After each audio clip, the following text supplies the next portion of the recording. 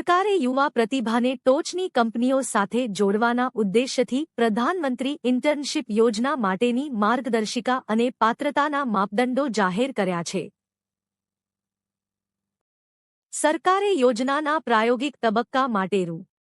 800 કરોડ ફાળવ્યા છે. સત્તાવાર જાહેરાત મુજબ આ યોજના આગામી 5 વર્ષમાં 500 અગ્રણી કંપનીઓમાં 1 કરોડ યુવા વ્યક્તિઓને ઇન્ટર્નશિપની તકો પૂરી પાડશે, જેનો ઉદ્દેશ્ય શિક્ષણ અને રોજગાર વચ્ચેના અંતરને દૂર કરવાનો છે. આજે શરૂ કરાયેલ પાયલોટ તબક્કો એક ઓનલાઇન પોર્ટલ રજૂ કરે છે. કોર્પોરેટ અફેર્સ મંત્રાલય (MCA) આ કેન્દ્રીય પ્લેટફોર્મ ઇન્ટર્નશિપનું સંચાલન કરશે અને હવે કંપનીઓ માટે તકો પોસ્ટ કરવા માટે ખુલ્લું છે. કંપનીઓ 3 ઓક્ટોબરથી 10 ઓક્ટોબર સુધી ભાગ લઈ શકશે.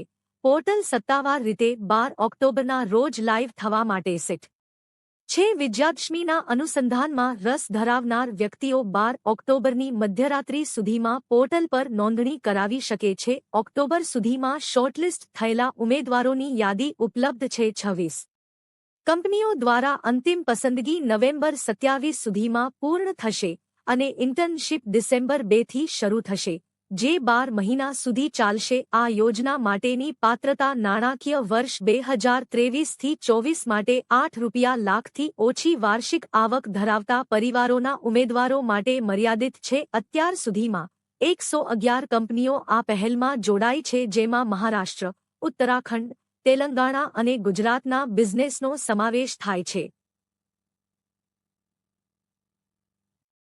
12 મહિનાની ઇન્ટર્નશિપ દરમિયાન ઓછામાં ઓછો અડધો સમય વાસ્તવિક કાર્ય વાતાવરણમાં વિતાવવામાં આવશે. ઇન્ટર્નને સરકાર તરફથી રૂ. 4,500 અને કંપનીના ફંડમાંથી રૂ. 500 સાથે રૂ. 5,000 માસિક સ્ટાઇપેન્ડ સહિત નાણાકીય સહાય મળશે. વધુમાં ઇન્ટર્ન્સને આકસ્મિક ખર્ચ માટે રૂ. 6,000ની વન ટાઇમ ગ્રાન્ટ આપવામાં આવશે.